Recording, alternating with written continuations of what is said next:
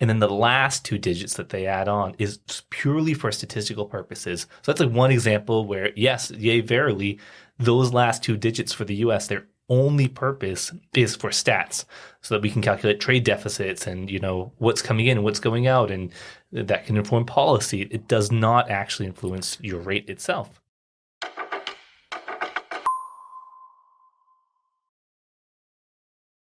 All right, everybody. Welcome to the Zonos podcast.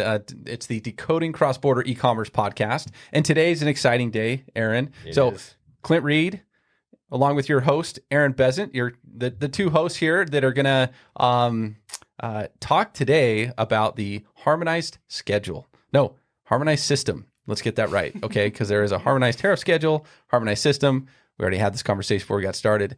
Okay, introductions here. We have Chanel Barnes, who's product manager over classification at Zonos, and Jonathan Sullivan, who is he's our head of data science. So he's built a lot of tooling around and our AI essentially to come up with the right harmonized codes. But today's subject is going to be what's in HS code, talk about the harmonized tariff schedule. So maybe we get started there. And what do you think? That sounds like a great plan to me. Oh, wait. No, we can't get started because all right. Well, the most important part of the show. Yes, the most important part. Almost forgot. And I didn't even, this is going to be a surprise for you guys. Okay. Chanel, why was the HS code book always invited to international trade parties? I don't know why. Because it knew everyone's numbers.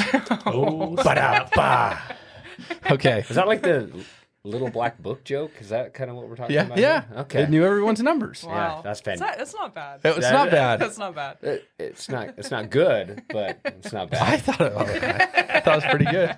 Okay. He's got a high bar for dad jokes. Yes, I do. Yeah. No, that's fantastic. Have you ever seen that HS book? It's yes, insane. I bought one. Yeah. I remember that. I think Chanel, when we brought you on, one of the first things I did is I'm like, I really want to. Yes, it was. How big is that thing? Big. Literally, one of the first things Clint dropped it on my desk, and it's a marvel. I didn't just walk away. I've never seen it out in physical form. It's thick. Oh, it's wow. very thick. It's something special. And dense. Yeah. So thick, as we're describing this, it's probably 7-8 inches thick. Yeah. Maybe. Yeah. And full, like, textbook size. Right. Yeah. And that's just one country. Yeah, that's the universal. Was that the universal 6-digit, or was that the U.S. that one? would have been that was the U.S. one. So the HTS United States Tariff System. Yep. Schedule. Sorry, tariff schedule. Whew, the words. Great read. It was. Yep. Look, and because you read it, now you've become the expert in all the things. You got it. Yeah, that's awesome. Yeah, that's awesome. So I'm excited for this podcast. Do you know why? Because I don't know, a decade or so ago.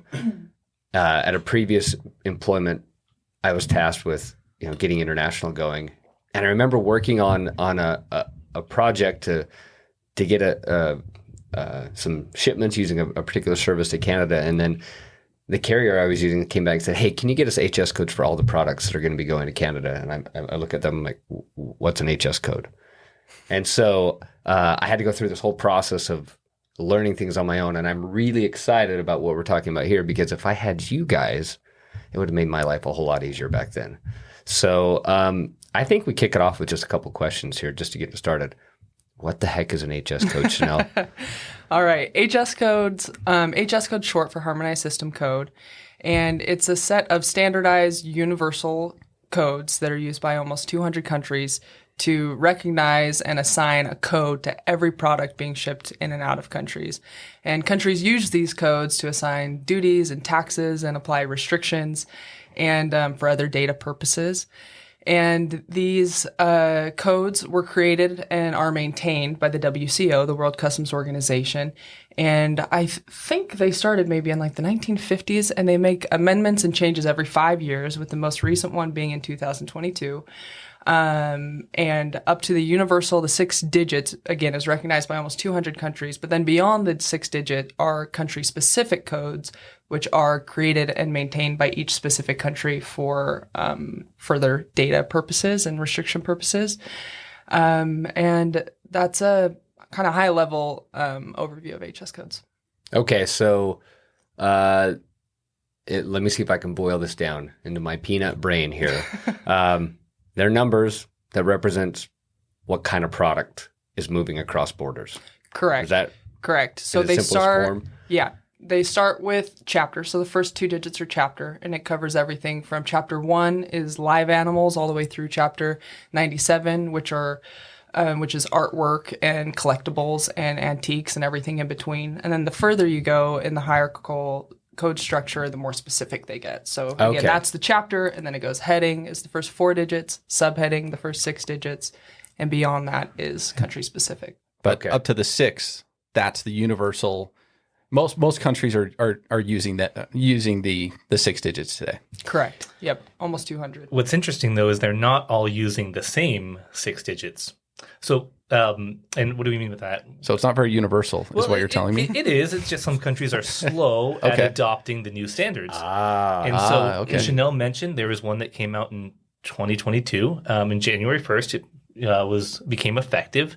However, some countries took until this year to upgrade to that, and some still haven't upgraded and are using 2017 codes. And so, although it is universal, when exactly a country chooses to adopt that new standard, that is variable. So they're not all doing it at the same time. Not it's at just all. It's not a sweeping change across the globe. Nope. Yeah, you'd like to think it is, and it would be a lot simpler if it was. But no, it'll lag, and it's for some, like I said, some countries are 5 years behind, some are 10 years behind, and it really depends on when that government decides to switch over, when that new tariff schedule becomes in effect for imports or exports from or to that country. And, Okay. then, and then if they're part of the WCO and they, is there any kind of forcing mechanism for them to switch over then? I don't know of any, so I'll defer to Chanel. But to the best of my knowledge, there is not a forcing mechanism, and that is the sovereignty of their own jurisdictions. Yeah, I would assume because there are a lot of countries that are still on 2012, 2007. If there is some, There's type some of still in 2007. Yeah, there are.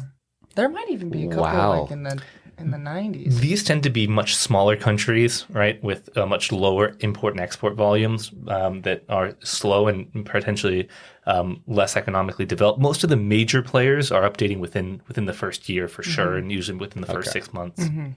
Okay, so I have a question that I don't think you'll know the answer to, but I would love to know, which is in our docs. Okay, so Zonos docs, we have a lot of guides on HS codes. We talk about our docs a lot on the podcast, but one of the things it says is that according to the WCO, over 98% of the merchandise in international trade is classified using this HS code system. So what's the other 2%? Is it okay? No, I think I may have figured it out. I think it's talking about the 2% that are probably not part of the WCO, those countries, anything that's trade between, and who knows what they're what are they doing? If you're not using the tariff schedule, what are these obscure countries doing? Well, we didn't even prep you with any of these questions, by the way. No, you didn't. I think we maybe dug into that a few. I've not dug into Jonathan? that. We don't see very much demand for these non-WCO countries, so I have not looked at that. All right. They're much smaller countries. I can't even. I mean, pretty much all. Yeah. If you're selling online, you're an e-commerce retailer. These are not the 2% of trade that's happening out there. It sounds like that's not under the HS classification system's probably not impacting them. So, okay, I've got some more hard questions. So in other words, Clint, let's get back to what's relevant. Let's talk about the 98%. Hey, then why do we put 98%? I'm thinking, what's the other 2%? I'm gonna go update that doc. So simple system. You got a chapter, which is 2 digits, and that's just kind of a really broad general categorization of products. And then within that, I'm guessing there's a bunch of subcategories, which are headings, right? Which get a little more specific. And then you get to the 6, which is the subheading, which is even more specific. And that's where the whole WCO stuff ends. And then each country takes it from there, right? That's correct. And each country all do it exactly the same way, right? I wish that would make a lot of this much simpler, and it's interesting because as you described, this hierarchy exists, but each country further subdivides that hierarchy however they see fit. So, for example, one country might care, hey, I want to know the material that this particular thing is manufactured from. Another country might say, no, that's not the way I care about things. I'd actually want to further classify them by the intended use case, right? Are these meant for industrial purposes? Are they meant for commercial purposes? Or some others might care about the size. Is it bigger than 65 inches? Is it smaller than 48? Whatever that might be. And each country kind of chooses their own, I'll say arbitrary. It's not arbitrary. There's very important reasons, but to the outside observer, it seems arbitrary why they might care about that particular way of subdividing things. And for some of these, it makes a lot of sense. Like you'll see in France, like for example, they might care a lot about cheeses, right? And subdivide their cheeses in a lot of granularity, or maybe their alcohol, their wines in a certain granularity that is much, much more granular than maybe a country like Australia does, right? And it's really so that they can carve out with their own purposes what exactly they want to target for tariffs, for restrictions, as Chanel said as well, and what they want to protect for their own domestic purposes as well. So do you see some patterns? One consistent pattern I'm wondering about is, do you see that each country goes really detailed on specific HS codes, and then others are very, very plain vanilla, like maybe they don't go very detailed at all? And it's different for each country, but everybody seems to have their agenda and the things that they care about. Is that an accurate statement? Yeah, I think that's fairly accurate. And it varies how many codes are. So let's just put numbers to this. There's about 5,500, give or take, 6-digit HS codes. Those are the universal ones that most countries agree upon. But within there, you might have some countries that just rubber stamp those 5,000, and that's all that they have. They don't further divide the hierarchy. So they just add a .000 to the end, the 4 zeros, and they're like, we're taking the 6? Yeah, and some actually, and that length is variable. So some might only have 7 digits. Some might only use the 6. Some might have 10. Some might use up to 13, I've seen. But it does vary a lot. And the U.S., for example, has about 15,000 codes. So on average, they're dividing each of those subheadings into 3 parts. But it's not uniform, right? There are some where they just rubber stamp that, say .0000, like you said, Clint, after those first 6 digits, and that's your code. And everything that falls in that subheading gets the same exact code. And others where, man, you've got 150 possible choices within that subheading that you've got to decide between to be able to know what is the correct code for your product to be shipped into or out of this particular country. So how many possibilities are there out there then? Okay, so 5,600 total codes, but when you go country specific, it compounds to... on average, it's probably about 15,000 codes per country, but there's 102, almost 200 countries that follow this. So you're talking millions to tens of millions of codes that there are that you have to worry about. And this is kind of so my background, right? When I worked at in the shipping industry with the express carriers, I worked on the international side, and customers, probably like Aaron, would have to go and classify their products, and man, that would cost them a lot of money because that's a ton of codes. I mean, millions, and maybe that's crazy. But maybe we'll talk about that in another episode. I think the classification side, because got me thinking on that. But yeah, it's a lot of codes. Yeah, it is a lot of codes. There are some, though, universally at the subheading level that across the industry or across different countries will have more tariff codes than others. Like, for example, surprisingly, toys has a single subheading. One subheading for any toy. Subheading for toys. And you can imagine, like, toys are purchased like crazy internationally across the board. And so there are a lot of country tariff codes that just within that one subheading may have hundreds of tariff codes, and then other subheadings that may have 1 or 2 tariff codes. So it can vary in that way too. And a lot of these HS codes, we talked about it being used to drive a duty rate and maybe some restrictions, but statistics is another thing that these countries care about as well, right? As they can kind of monitor the types of goods that are coming into their country. And so wouldn't it be true that also they might care a lot about understanding all the different types of cheeses that are coming into France, or some other thing that the country may care about? Would that be another driving force of why they might get more detailed about certain codes? Yeah, and others? in fact, the U.S. The first so you've got the first 6 digits; those are universal. The next 2 digits determine the tariff rate, so that's the amount that the duties you'll pay.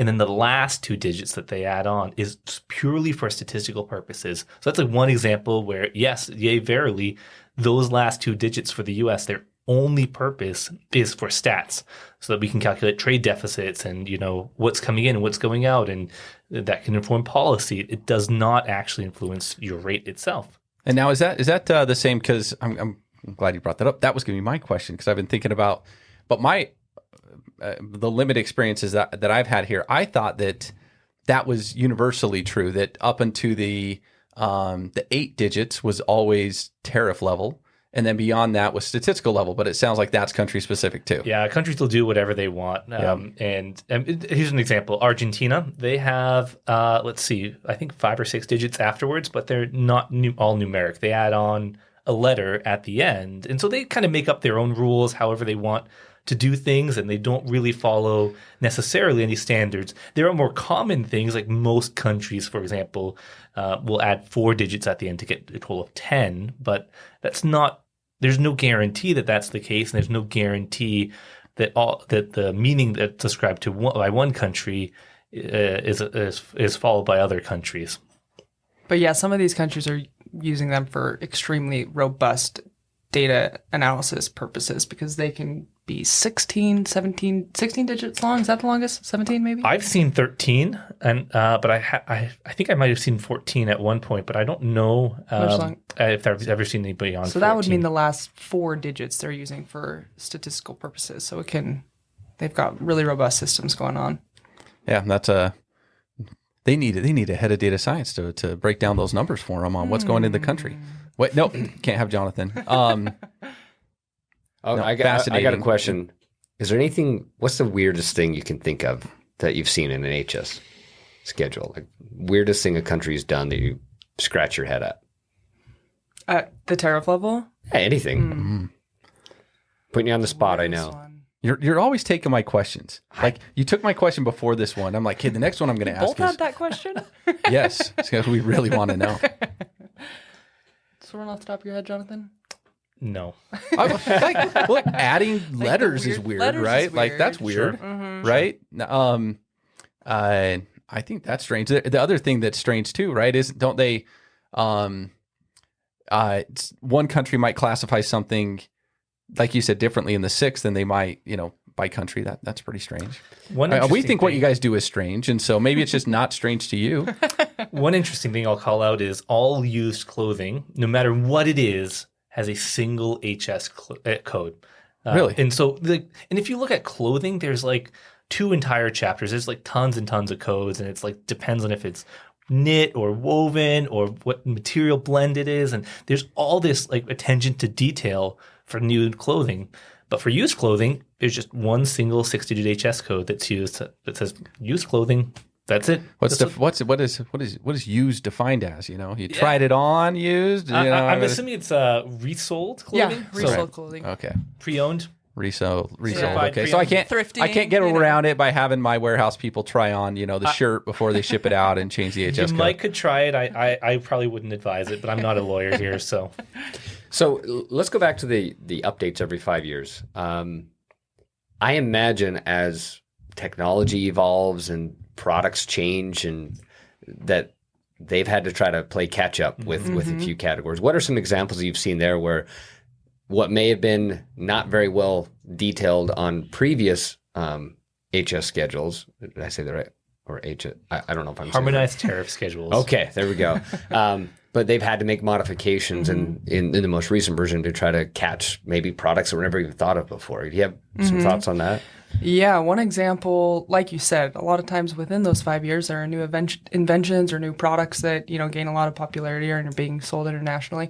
One of those new subheading codes in the 2022 was for drones. So drones previously were just classified under something else, but they began to take up so much of the market that they made that was at the WCO level, right? Made think the so, yeah. decision that, hey, we really need to carve out a separate subheading for drones. So that's one example. And one thing you can count on is that they'll be slow. Like, for example, 2022, we also saw the introduction of a subheading for smartphones.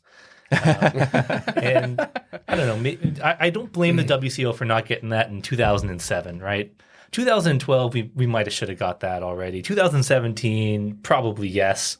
2022, we're very late to the party to start to think about smartphones. So now Apple Vision Pros, right? Where do you put those Yeah. things, right? Yeah. We'll see it in 2040. 2000, yeah. So on an HS code, what are some of the main things they care about? It sounds like the makeup of the product. What other types of things do they usually use to categorize something? That's a good question. One thing that's really interesting is while the makeup and the material is really important, what's actually oftentimes more important is how the product's being used. So if you have something that might be like a wooden spoon, you arguably could classify that under like a more general wood classification, but it actually makes more sense to be under something like utensils. So oftentimes the purpose and the use of the good is much more important than the material or makeup of the good. Yeah, that is true. And what we actually see is there's the WCO publishes what are called the General Rules of Interpretability, the GRIs, which help you actually walk you through how to classify goods on your own. I don't know if we've mentioned this already, but the tariff schedule is actually organized into kind of from least processed. So things like 01, 02, those are like live animals, live plants, and you've got like your meats, right, which are kind of a little bit more processed. You've got your raw materials, then you've got your manufactured goods, and all the way at the end, as Chanel mentioned, at 97 is like fine art, right? And so it kind of goes progressively on the lower numbers from least manufactured to the higher numbers, more manufactured, more processed goods. And what's interesting, one of the rules of interpretability is if there's more than one code that could apply here, what you actually need to do is pick the one that's more processed, the higher number code to do that. And that really gets to what Chanel was talking about, that intent. What is the intent of use? Sure, there's an entire thing of like steel parts, right? Steel is its own subheading, but then you've got like steel that are used for like automotive struts, let's say, or shocks or, whatnot. That's going to be very different. That's an automotive part, even though it could have fallen under steel because its use case is for automotive parts. It has its own section of the tariff schedule where you need to classify that under.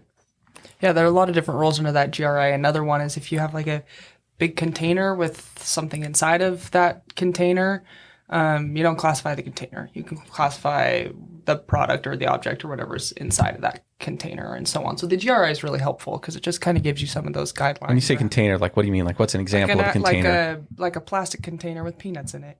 Oh, okay. Even if it's a really nice plastic container or glass container, you're going to classify the peanuts. But if you're selling Tupperware, just a container, then you'd be classifying the container with a totally different HS code. Correct. But once you actually put goods inside of it, you just worry about the goods, not the container. And then the customer doesn't have to worry about doing two harmonized codes in that instance, Exactly. right? It's like, Exactly. It's peanuts. Yes, it's in a container that would be classified by itself, but It's peanuts. peanuts. There are cases where you do have to care about more than one code for a product. So in that case, if a seller is, they're selling something online and it should be classified as two products for whatever reason, what's a good example? Because the peanuts in the plastic container aren't. So we'll see this a lot with bundles or kits, right? So if you're selling, for example, let's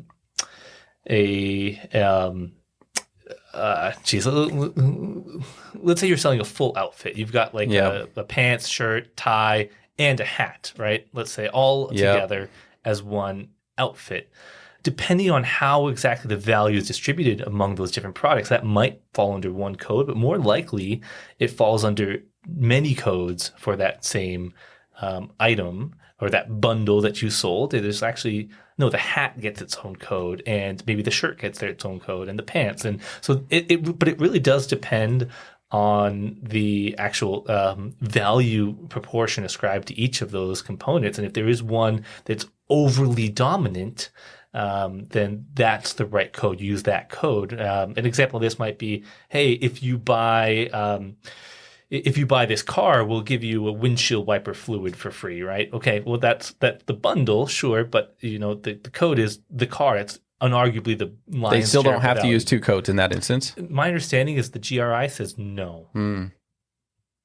Well, we do have a, if you go to our guides, we do have a whole doc on GRIs. Yep. So I remember something, and I'm going to put you on the spot here again. Okay. There's some weird stuff with watches Yes. coming into the U.S., Yes. right? Yep.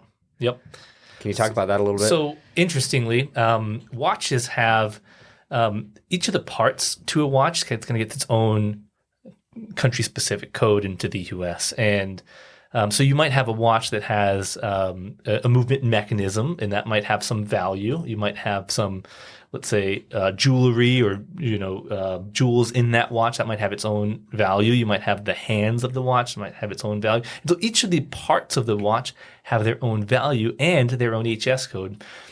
The duty rates for that watch are going to be ascribed by calculating, and there's the value of each of the components of that watch, and then looking up the duty formula for those based off of the HS code for those components of the watch, and then summing all of that together to get the total duties for that watch. So that's like one case where it's really weird and extreme and not super intuitive, but the watch itself has one code. The parts of that watch have their own codes, and use the parts codes to calculate the rate that watch would be. Is Customs expecting then that if you sell a watch that you are breaking out on the commercial invoice the different harmonized codes for the watch, and then they go through that formula of charging different amounts? Yeah. So if you're going to sell, I'll say a Rolex, there's a lot more scrutiny that's going to be there than if you sell the, I don't know, kind of watches that I wear, which are a lot less spendy, I'd say. So yeah, I think you're getting a lot of scrutiny. And for I'd those imagine high it's value. maybe, I don't know, but e-commerce, I'd imagine it's less scrutinized than in you have an air freight shipment of Rolex watches coming in, and there's now a broker that's been assigned to this, and that's where a lot of times you can overcomplicate it in e-commerce because what is actually applied is different than what should be applied. Yes. I think I'm just going to sell a bunch of toy watches, right? Good luck. Toy watches. It's all under one HS code if I call it a toy watch, right? Where'd you learn that from?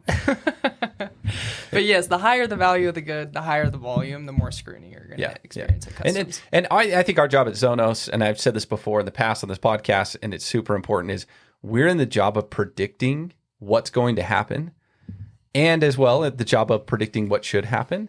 But and in the end, when you have to calculate duty and tax, you want to predict what's actually going to happen, right? Like how is Customs actually going to deal with this? And there's for sure a balance with what you guys do with we're working with e-commerce retailers, have a huge catalog, and are we really going to break out a watch into a bunch of different harmonized codes?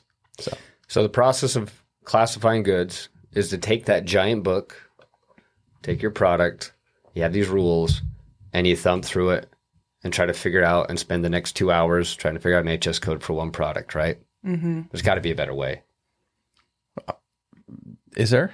There's got to be. I don't know. I talked to a guy the other day in Customs, and he still was scrolling through something. It wasn't a paper book. He was excited about that. Yeah, I feel like we could do a whole podcast on that. That's a good idea. Okay. Well, I think that we got to bring these guys back. I think we should. Right? Talk about. I think we should.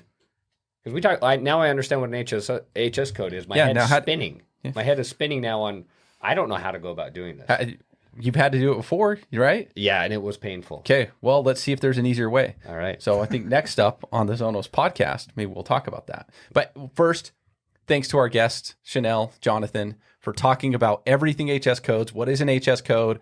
What's the harmonized system? What's the harmonized tariff schedule? Right? Whew, a lot of HS's, and the S, the acronym changes with the S depending if the T's in the middle. All right, we'll leave you with that. Thanks, everybody. Thank you, guys. Thanks, guys. Pleasure.